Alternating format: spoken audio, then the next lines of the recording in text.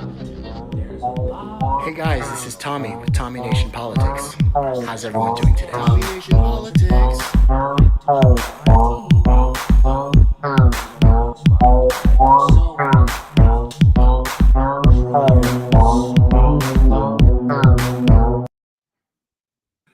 What's up, guys? This is Tommy with Tommy Nation Politics. Today, I have on the show Keaton Weiss, who is the host of Due Dissidence, which is streaming on YouTube, Rumble, and Rofkin. The show is also available in audio form on any podcast player. Keaton, welcome to the show. How's it going, man? It's going great. Thanks for having me. It's nice to meet you, Thomas. Yeah, nice to meet you too. Hey, before we start getting into politics, I thought I'd try to get to know you a little better. Sure. So, how long? How'd you start doing this, man? How'd you start doing this? Well, it started a while ago, actually. We've been on YouTube for the past, 6 months to a year, more or less. We started a YouTube channel as soon as we started the project, but didn't really populate it. We started out as an audio podcast back in March of 2019. And the genesis of that was a series of long phone conversations that I had with a friend of mine about politics and the goings on of the world. And he told me, he said, Keaton, rather than drive yourself crazy talking to me about this, where I'm your only audience, why not just start a podcast? At that time, the 2020 primaries were starting to heat up. Bernie Sanders had just announced that he was running for president in February of 2019. So this was about a month after that. And so I thought, you know what? After months of my friend convincing me to sort of make my opinions more publicly known, I decided, okay, you know what? I will give it a shot. That happened to be the first podcast recording we did was a few days before my twin boys were born. And so one of the motivating factors was that I wasn't going to get to go out and door knock and volunteer and become sort of part of the campaign in a real physical sense in terms of like pounding the pavement and really, going to rallies and stuff like that. So I figured, well, I'll try and make my voice known this way. So I started it as an audio podcast with an accompanying blog site where I would write little blog articles, just like, little 1,000-word opinion pieces and stuff like that. Russ and I started doing podcasts together very shortly after that. He started writing articles for the blog, and then I would invite him on to talk about the articles that he wrote. And we realized pretty early on that we made a pretty good team. And so we started basically just doing the show as an audio podcast with a blog site. And most of the engagement that we got was through the written pieces. And then it really wasn't until right around this time last year that we started getting more serious about the YouTube element and the video element. So we got on YouTube. We started posting there more frequently, started posting to Rumble. Then we got invited to Rockfin by our friends over at the Indie News Network. They hooked us up there, which was awesome of them. And from then on, we've been primarily, a YouTube and Rumble channel, but we still have a Substack where we post written pieces from time to time. And obviously, we still post almost every one of our live streams, our video live streams, to the audio feed. So we still exist in audio, written, and video form. That's good. And a big fan of the Indie News Network. And I've been watching you for a long time. I've been very entertained by all of you and Russell's reactions to the current political events going on. And I wanted to show the audience just a little bit of a clip of the most recent. This is a clip that really tickled me, guys, because they were doing this live. This was Ron DeSantis's coming out with Elon Musk, and it was so natural. Show the audience.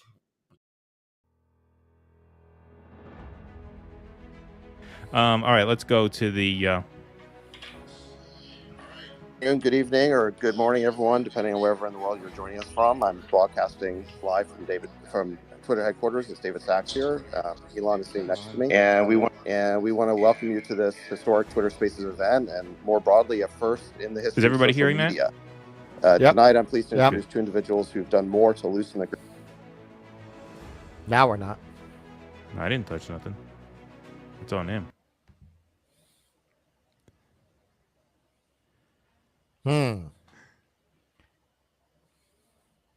It's on them. It just cut out. Oh yeah, Yeah. they're glitching. They're glitching already. Serves him right. This, I gotta tell you, this Ron DeSantis. I don't like this guy. I don't like this guy. It was a disaster. It was a disaster. They couldn't get it working. He didn't even get to speak. All right, sorry about that. Oh, now they're back. We've sorry got about so many that. people here that I think we are kind of melting the servers. Oh, that's a great. Oh, that's. All right. Who would have thought people would listen to this? The folks in the room here. So it's safe. Turns out we got a big crowd here. Can the server handle this? Elon Musk decision to purchase this platform last year to restore to its original Come to Truth Social. We have the best servers. The best servers. We can handle anything. Supposedly he's coming back to Twitter. Might have surprised many, but he should come back right now. Donald Trump should start tweeting right now. Freedom is when he put his money where his mouth is, upset the narrative control imposed on us by our government, institutions, and corporate it's because media. Ron DeSucker ass bitch doesn't know how to work his phone. He just entered and he didn't turn his echo off. Governor DeSantis first drew my attention and support when I saw how he responded to the COVID pandemic and refused to believe what we now know to be the many falsehoods that government experts and their media mouthpieces were feeding us. He kept Florida's schools open and its economy thriving, while my state of California chose 2 years of learning loss and lockdowns that we have yet to fully. They cut out. Oh, you're kidding me. Wow, what a joke.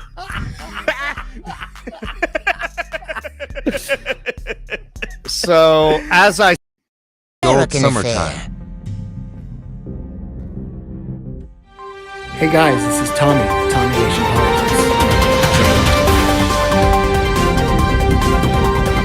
Instead, Republicans passed a bill that would make huge cuts in important programs that millions of working and middle-class Americans count on. Huge cuts in the number of teachers, police officers, Border Patrol agents, and increased wait times for Social Security claims. And I won't agree to that. I put forward a proposal that will cut spending by more than $1 trillion that freezes spending for the next 2 years. That's on top of the nearly $3 trillion in deficit reduction I previously proposed through a combination of spending cuts and new revenue raises. I propose making the wealthy begin to pay their fair share, which will reduce the deficit, but it won't cut programs for hardworking Americans depending on it, those funds, in order to continue big tax returns for the wealthiest Americans, America and America's largest corporations. But we can reduce the deficit both in short term and long term with a combination of spending cuts and programs that help big oil and big pharma by closing tax loopholes and making the wealthy pay their fair share. I've reduced the deficit, I said, $1.7 trillion in my first 2 years without raising a cent and raising taxes above anyone making less than $400,000. The economy is growing. The only way to move forward is with a bipartisan agreement, and I believe we'll come to an agreement that allows us to move forward and that protects the hardworking Americans of this country. Now, story time by Tommy Nation Politics. So, guys, this is Tommy with Tommy Nation Politics here with Keaton Weiss, Do Dissidents. We just showed a clip of the reaction of Ron DeSantis, and let's talk about politics now. Let's get into it.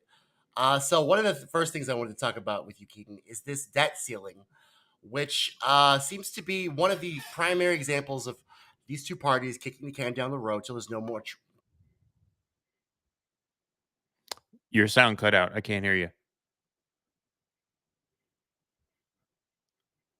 I can't hear you. I could see you, but I can't hear you. Your sound just cut out.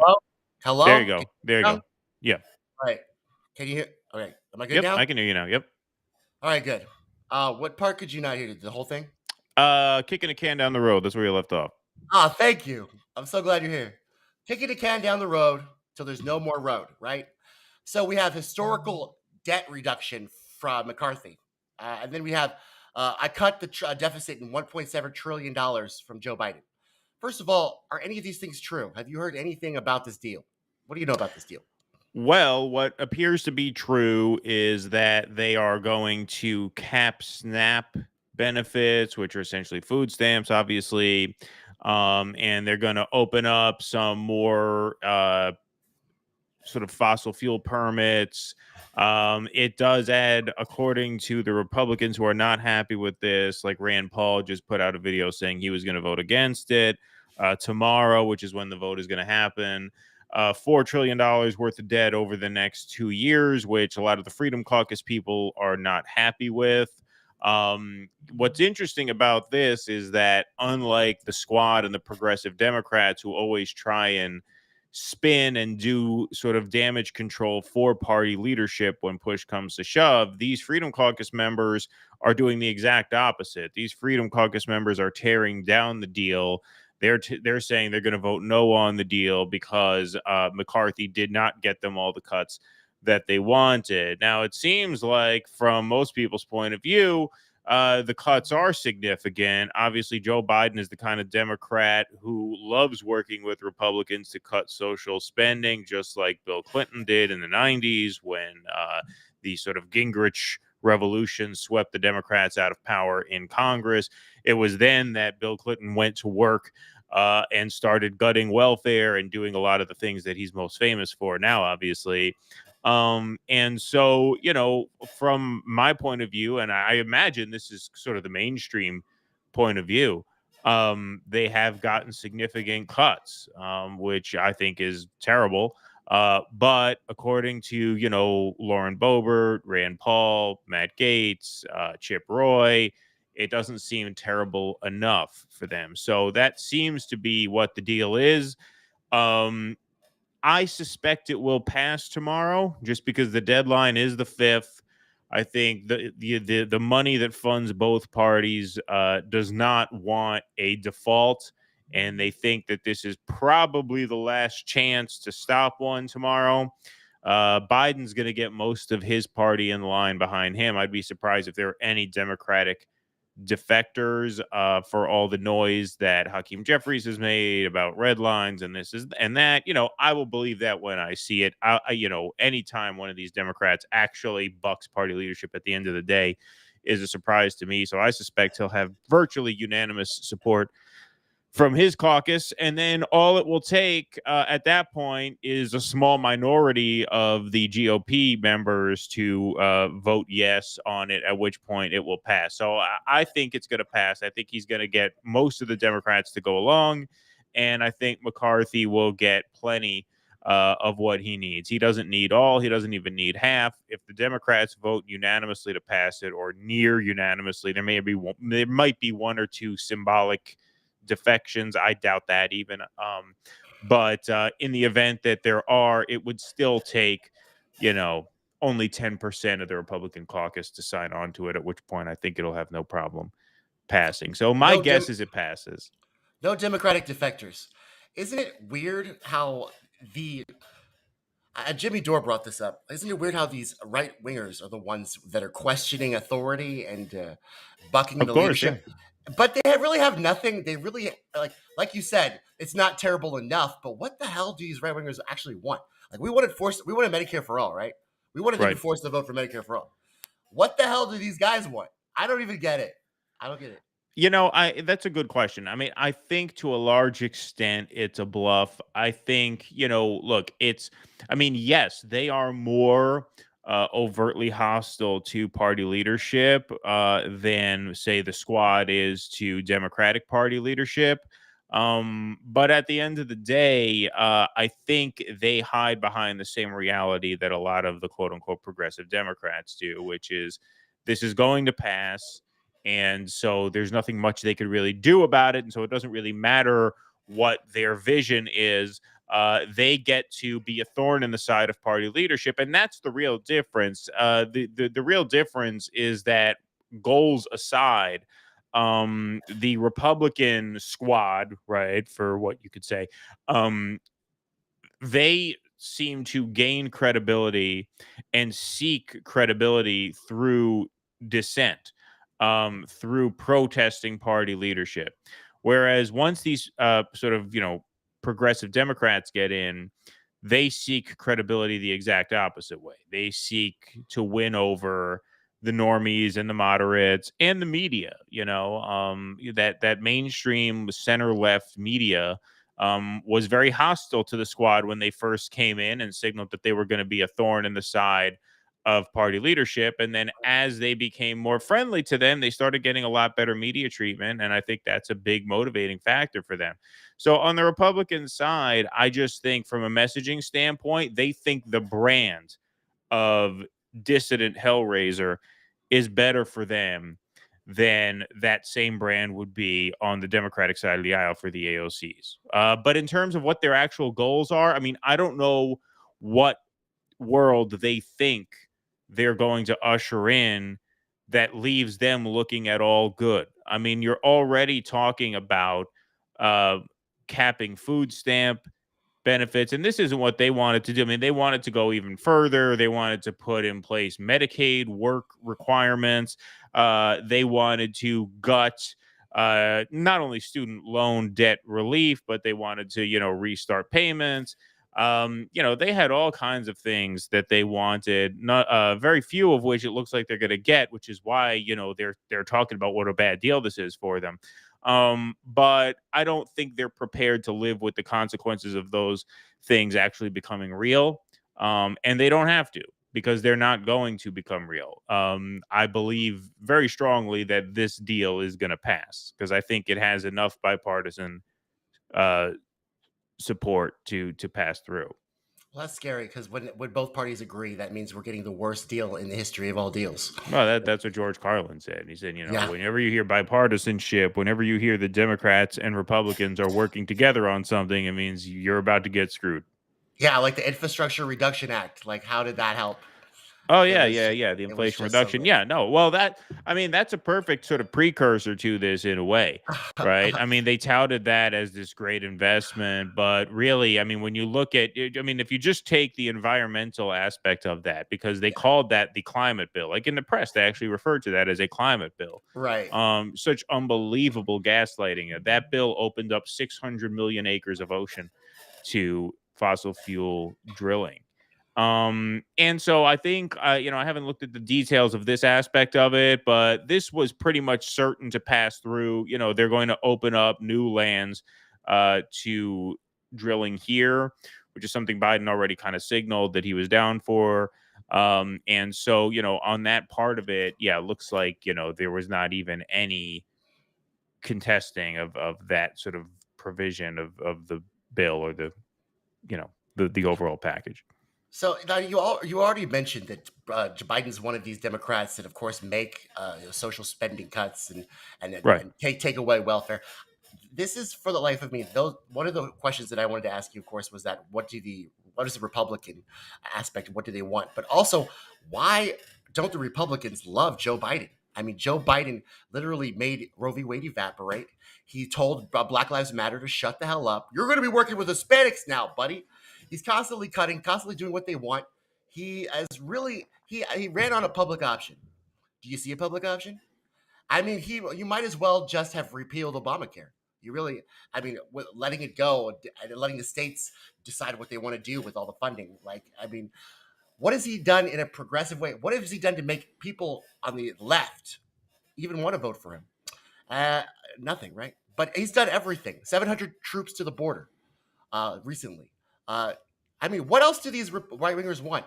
He's taking the board. He's got the facilities. Well, no, this is, yeah. I mean, you may have seen. Well, you may have seen the diagram. They call it the ratchet effect, where as the Democrats move right, all that does is push the Republicans further to the right. This is branding to a large extent for them. So it's just like personality and slogan. Well, they need, I mean, look, when the further right the center moves, the further right it allows the quote unquote right to move even further to the right, right? I mean, there's this West Wing version of politics that a lot of, mainstream liberals, are sort of, infatuated with, that basically says, well, if the Democrats just come to the center, the Republicans will meet them there. But that's, of course, not how it works. When the Democrats go to the center, that just creates more space on the right side of that spectrum, where not only do the Republicans feel they can go, they feel that they have to go there. Because, a lot of this is maintaining momentum as a political movement. And there's not a lot of momentum to gain once you just claim a victory. But yeah, I mean, look, you're right. The situation on the southern border is a lot worse now under Biden than it even was under Trump. And I don't mean that there are open borders. No, it's actually the problem is actually quite the opposite. Yes, it's the opposite. It's that you have these migrant centers, which they call facilities under Biden. And of course, they were cages under Trump, but now they are facilities under Biden. They're so full here. First of all, they built more of them when Biden got in. They overflowed. So now there's a logjam at the border where the migrants are being turned back around in such numbers that they're actually overcrowding and overflowing migrant centers in Mexico. There was a horrible fire at a migrant center in Juarez that killed, I believe, 41 people. And, that's just the tip of the iceberg in terms of the damage done. Because you have a lot of these migrant centers are full. A lot of immigrants are living out on the streets in Mexico because they can't get in. So that's a situation where, Biden has been in every objective sense worse than Trump. He's been further right than Trump on that. In that sense. And then obviously, yes, domestic drilling, he approved the largest ever drilling project in the history of federal lands. All of these budget cuts that he's talking about that he was just touting in the video that you showed there. This is the same thing that happened more or less in the mid 90s. Bill Clinton won in 1992. And then in 1994, Democrats lost the House, and then he went to work compromising with the GOP, and the GOP did not moderate in response to that. They radicalized in response to that. Barack Obama was very, very sort of accommodating to conservative orthodoxy. I mean, the ACA was basically Mitt Romney's plan. I mean, he adopted a right-wing healthcare plan. That didn't incentivize the GOP to lay down their arms. No, they moved further to the right. That's what always happens. And so do Republicans have a reason to hate Joe Biden? Well, the reason to hate the reason they love Joe Biden is because he allows them to push further to the right. So that in a sense, I mean, sort of behind closed doors, I think they're fairly happy with how this is going now. Not only are they getting a lot of what they wanted out of him, and by they, I mean the Kevin McCarthy sort of mainstream wing of the GOP, which still outnumbers the sort of Freedom Caucus holdouts, right? There are obviously some sort of factions of the GOP that are not happy about this. But I think most of the Republicans on a policy level are going to be fairly happy with this deal. They're going to feel pretty good about what they got out of it. Not only that, but they're going to feel pretty good about their chances going into 2024, where Biden's poll numbers look just absolutely disastrous now. So I think they're going to, win on both scores. Right now, it's looking like they're going to get a pretty good deal passed out of this debt ceiling thing. And they are, I think unequivocally the favorites heading into this next sort of national race, both at the White House level and in the House and the Senate.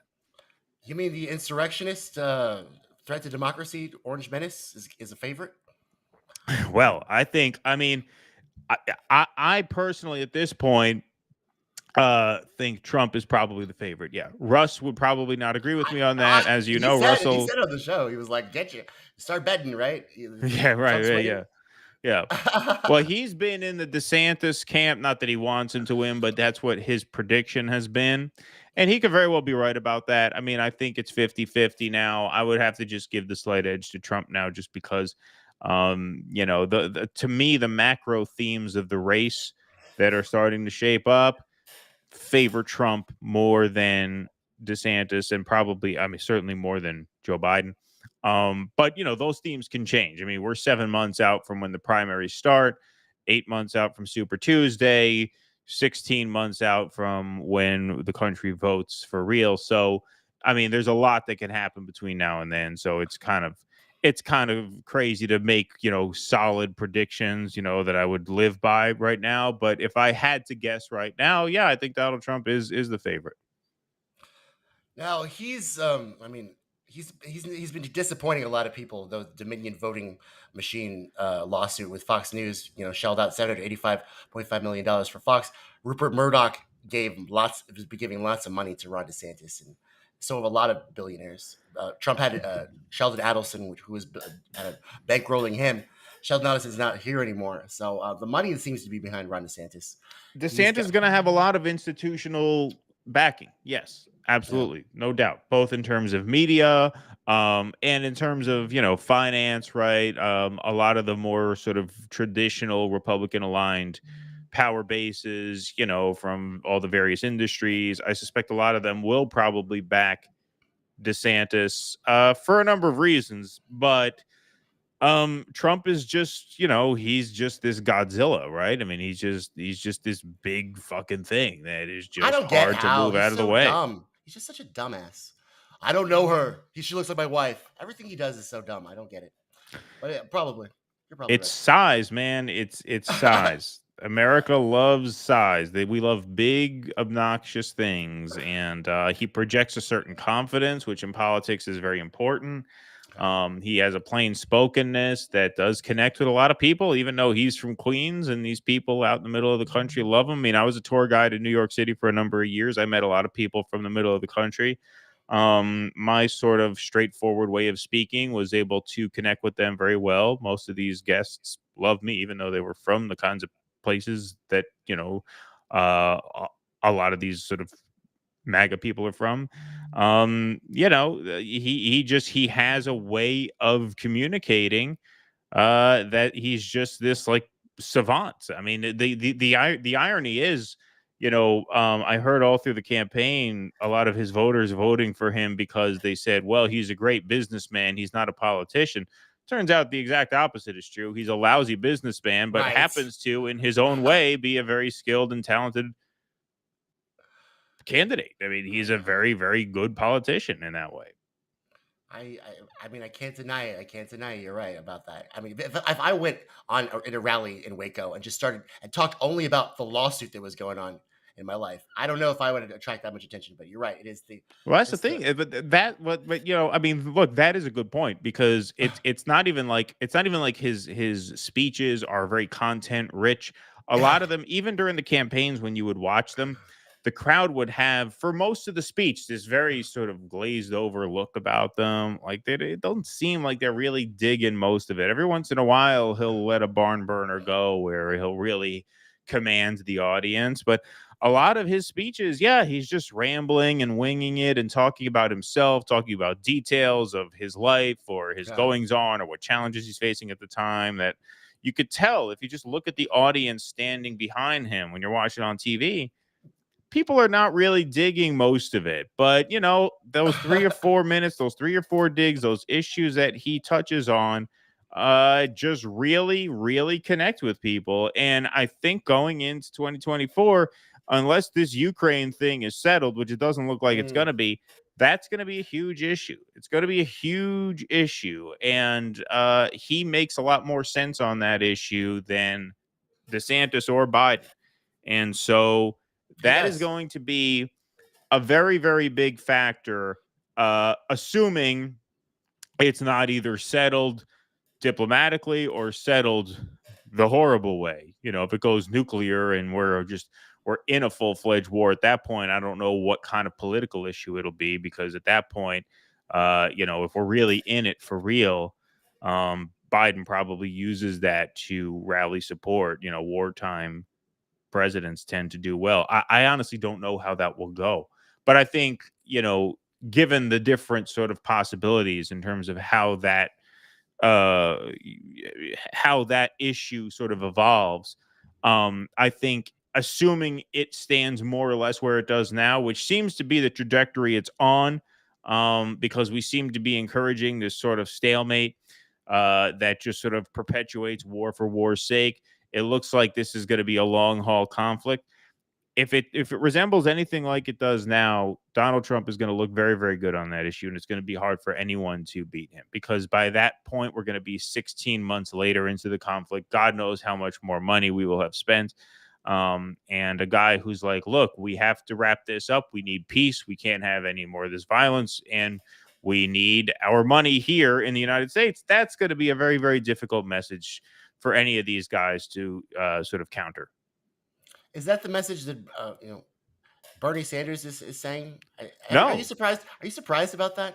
I wanted to ask you about that. Switching No, gears. I'm not. I wish I could say I wish I could say yes, but honestly, I'm not surprised about that because he always sort of punted on foreign policy matters. And I think one of the great failings of the Bernie movement, and I'm a veteran of that, as so many of us are. So, I take this as a sort of piece of self criticism as well. One of the great failings of that movement was, a sort of, yeah, I will say it. It was an ignorance of foreign policy and the implications that foreign policy has on domestic policy here at home. So I'll give you a perfect example. We covered this on our last show. I don't know if you saw our last stream that we did. Maybe because I think the last thing that you played was from our last stream. But there's that clip of Lindsey Graham visiting Ukraine and telling the Ukrainian government, the money we gave you to kill the Russians was the best money we've ever spent. The best money we've ever spent, $170 billion for Ukraine. That's the best money we've ever spent. He says that just as negotiations are wrapping up that are going to cap food stamp Right. programs Right. that are going to, put in all kinds of work requirements and create all this red tape for people to extract the most basic possible sort of crumbs from the table of rich people and, all of the sort of corporate interests that Right. funds this place. And And the so military industrial complex, no cuts on that. right, no cuts on that. Not only no cuts on that, but he goes and he boasts that the money we've invested in helping Ukraine fight their war over their eastern territory, that's the best money we've ever spent. Right as you're willing to, right as you are literally preparing a deal, pardon me, to take food off the plates of your own people and take medicine out of the cabinets of your own people. So, yeah. So, I mean, look, I wish I could say I'm more surprised by the fact that Bernie has just sort of towed the party line on this, but I'm actually not. Sorry, my throat's a little hoarse. No, it's all good. Like, I mean, it's at the end of the day, this is what he does. At the end of the day, we're fighting Hillary Clinton, and then all of a sudden, Hillary Clinton understands. I Right. don't think she understood. And then my friend Joe Biden, who tried to cut Social Security. Did you try to cut Social Security, Joe? Did you, my friend? Right. So I've never gotten the like when we're almost there, we're about to win, and then all of a sudden he just does this shit. I don't understand, but I'm used to it, so I'm right there with you. RFK though, you said a lot of things can happen. He's polling at what 20%. They won't do debates. What do you think? What do you have any predictions about these insurgent candidates on the Democratic Party side? Yeah, I mean, I think it's going to be more of the same. RFK has hinted that he's not going to endorse anyone who supports the war. So, he might take his ball and go home after he loses the primary. A lot of people give him credit for that. I think, that's still very, very insufficient. To me, the only way I see a Democratic primary worth investing in is if whoever's leading that challenge promises not only to not endorse the Democratic nominee, but to take whatever movement they build up through their campaign and then weaponize that against the Democratic Party, not only through November, but more importantly, obviously, into the future. That's what I was hopeful about when I volunteered for the Sanders campaign in 2020. I didn't do much door knocking and stuff because my kids were just born, so I was locked in the house. But I did some phone banking toward the end, and like I told you at the top of the show, part of what motivated me to start the podcast was to sort of advocate for the Bernie campaign throughout that cycle. So part of why I thought that campaign was worth investing in is because I thought that it would create movements that would survive an electoral defeat, even if the Democrats did find a way to deny him the nomination, which of course they did. Now with Bernie, I never expected him to just turn on the party entirely, because as Chris Hedges talks about quite often, part of the reason why Bernie has been allowed to become this very prominent figure is because he always knew where that line was that he could not cross. He has said in the past he doesn't want to become a Ralph Nader type figure where he just turns on them in such a way that they try to shut him down. Don't forget, he's an independent running in Vermont. The Democrats, if they wanted to, could fund a challenger for that Senate seat. So, like, if the Democratic Party wanted to recruit a Democrat to run against him in Vermont, they could, and they could probably get him out of that seat if they wanted to. They allow him there, and I think part of the reason they allow him there is because they know there are certain lines that he won't cross. And so I was never under any illusion that he himself would lead this sort of charge against the party after the campaign. But I did think like organizations like the Sunrise Movement, for example, would be worth investing in so that even if the Bernie campaign failed, you'd have this movement of young people that's going to apply real pressure to the system from the outside to the point where they may be able to extract certain things, but they didn't. As soon as Bernie folded, they folded too. They were a few weeks behind him, right? I mean, they made a little bit of noise. They pounded their chest a little bit, but they started angling for influence within the sort of DNC approved circles very, very shortly after Sanders folded. So that's just one example of many. But, I think, that was the rationale for me for supporting the Sanders campaign as strongly as I did, because I felt even if he loses, there will be these movements that will sort of survive past the campaign and be worth investing in past the campaign, even if it fails. And with RFK and with Marianne Williamson, I don't see any of that. I don't see any of that. Best case scenario, RFK will just throw his hands up and not make any endorsement for 2024 for the general, which I admit that's better than what Bernie did, which is going out and sort of, just shilling for Biden, the second he drops out, starting mid-April. But it's nowhere near enough. It still does not meet that threshold where it is worth investing time and effort into. So, yeah, I mean, look, these two primary campaigns, I think, if anything, they will have the effect of sheep herding people back into the DNC fold. Not this, and look, with Marianne, that might be her intention. I don't think that's RFK's intention. I don't think he's trying to do damage control for the Democratic Party. I don't think his intention is to prove to people like, look, there actually is a process here. There actually is a democratic process here, right? People on the left or, his platform is more sort of nebulous, but he is far to the left of Biden on a lot of important things. Probably not as far left as I would like, but he's certainly to his left on, even though he's not for Medicare for all, he's still to the left on healthcare and pharma and things like that. Certainly on green issues, he is, right.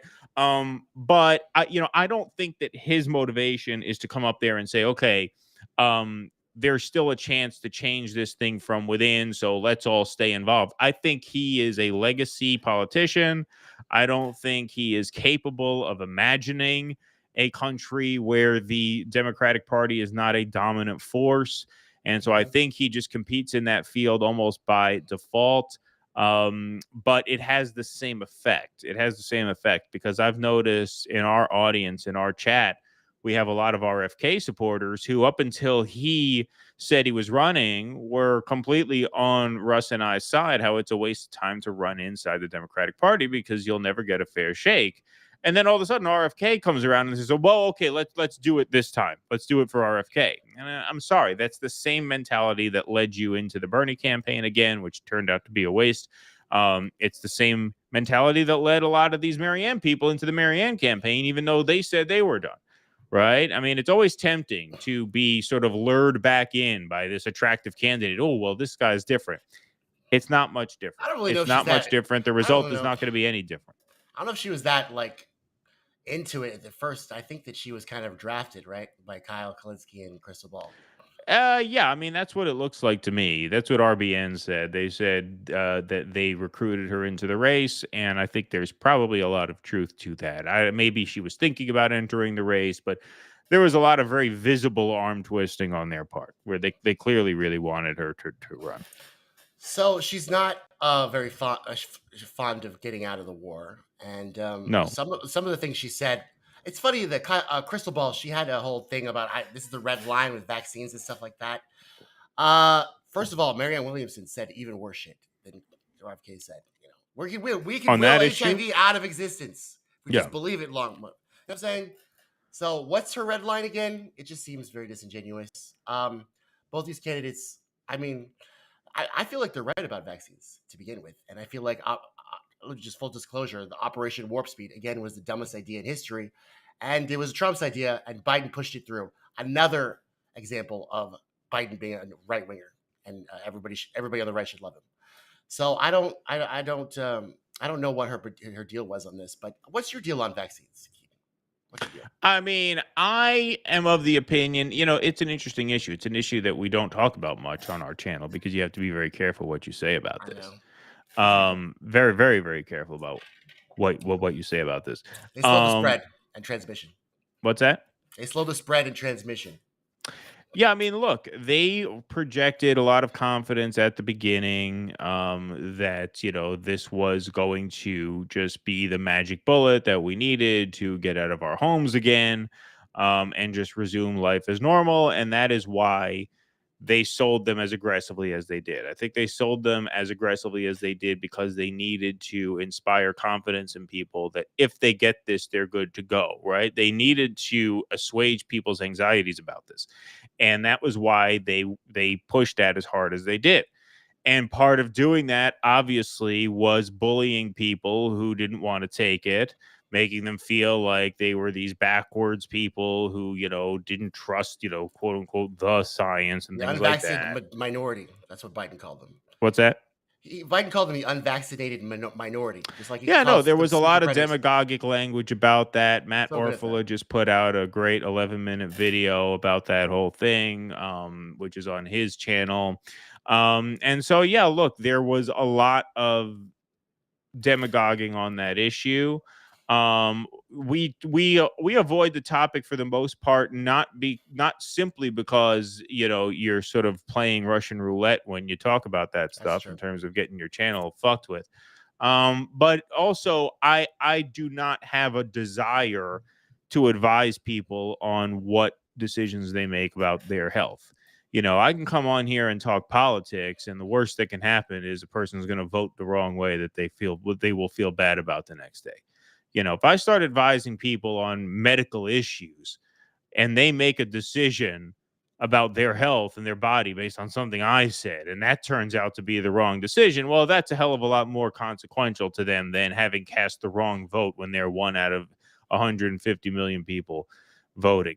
You know, like the idea that that I would be someone to trust about whether you should or not take a shot, especially when in this country almost everybody has one comorbidity or the other. I mean, our obesity rates are through the roof.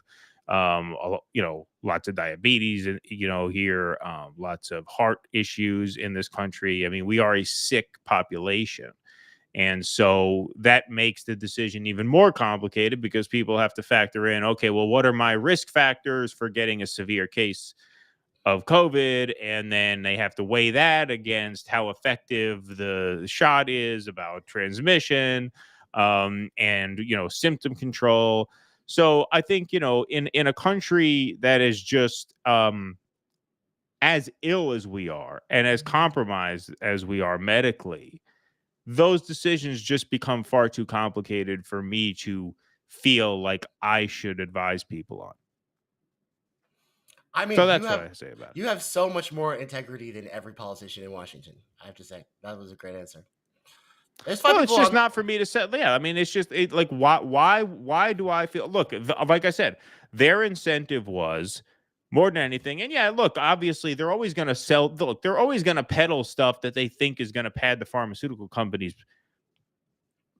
profits. I mean, that's what they do for everything. You can't watch TV. Every time a TV show cuts to commercial, there's an ad for some pill that's going to do something for you that you need it for, right? So I mean, that's sort of baked into the cake, right?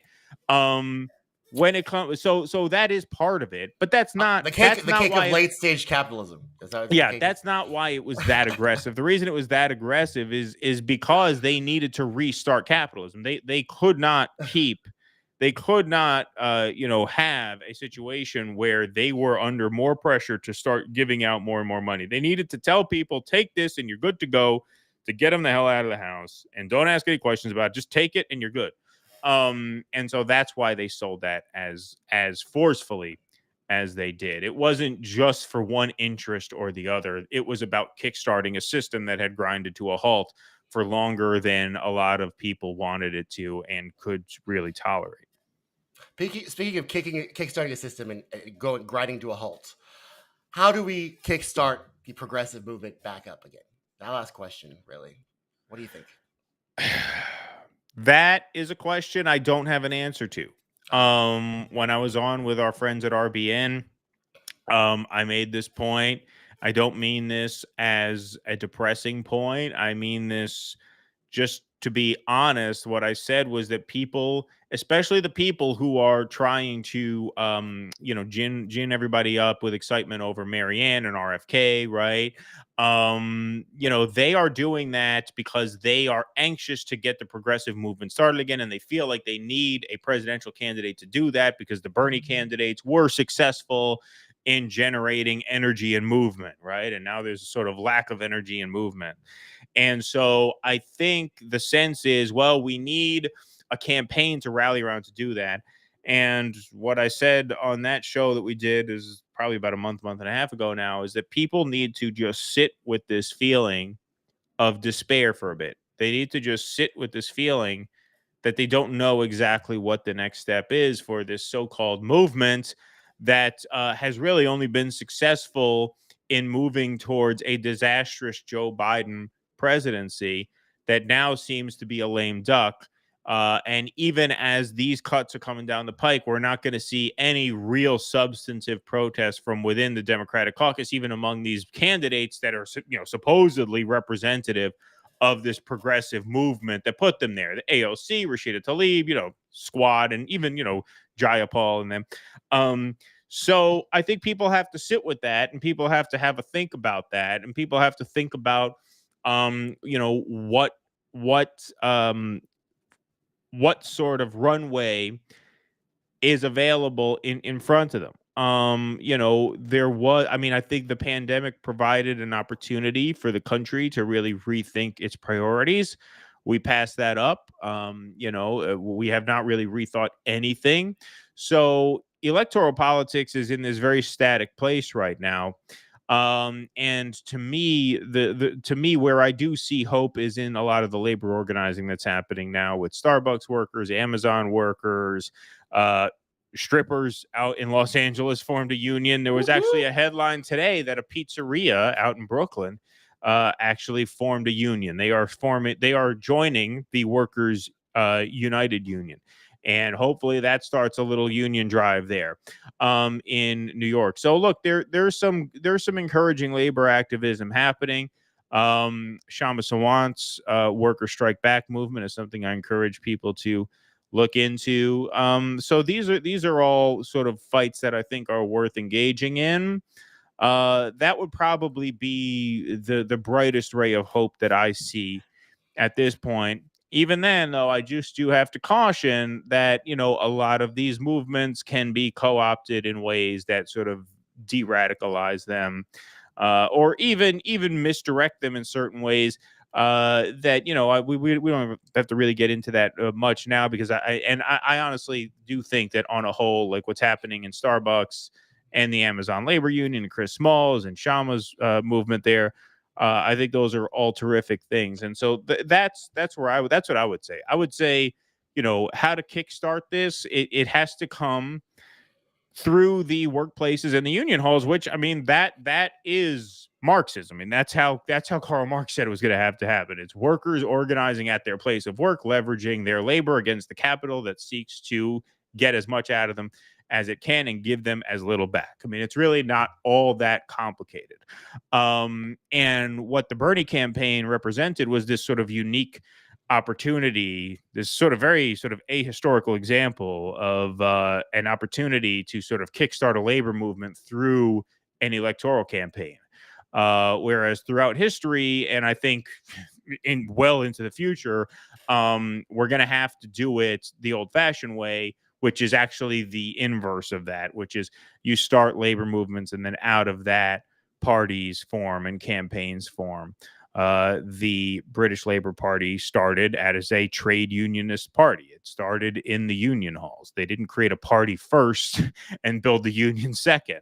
They did it the opposite way. That's the way it's got to be done. And, I think that Sanders campaign was sort of a once in a lifetime opportunity to try it this weird kind of way. And the circumstances were right, because 2016 was this very peculiar year. It was a very unusual time where there was a lot of anti-establishment energy, both on the left and the right. So it was this weird sort of window. But that window was shut in the face of the left version of that movement, and the right version of that movement, which was the Donald Trump movement, was able to break through. That says a lot about how those different institutions work, about how the RNC and the DNC work, and about the different voter bases, right? The sort of Republican voters, just as the Republican Freedom Caucus members, they are much more willing to stick their thumb in the eye of their bosses. And Democratic voters, just like Democratic representatives, are far less inclined to do that. So that was a long answer, but I would say the brightest spot here that you can look to is labor organizing. And so if there's anybody doing something like that in your area, whoever's watching or listening, and you want to get involved in something and you feel an itch to sort of get boots on the ground and get involved, I think that's a good place to start. I think that's great summertime advice. Yeah. Keaton, thanks for being on the show, Keaton. Once again, where can they find you? And you want to plug anything? Yeah, we're on YouTube, Do Dissidents. You can just type that in. The link is right under where I am. So thanks for putting that in the Chiron there. We're on YouTube. We're on Rumble. We're on Rockfin. We're also on any major podcast player. And we have a Substack, dodissidents.substack.com. You can go there, just enter your email in, and you'll get notifications on when all of our live streams are, when we drop an article, and when our live streams are put up in audio form. And actually, Substack has a podcast player featured right in, so you can actually hear the podcast right through Substack if you download the app. So that's a really great tool. So yeah, that's where you can find us. It was a great pleasure meeting you, Thomas. Thank you for having me. Thank you. Very much of a pleasure. And you guys, don't forget to be free thinking, innovative, totally open minded. This was Tommy Nation Politics. See y'all next time.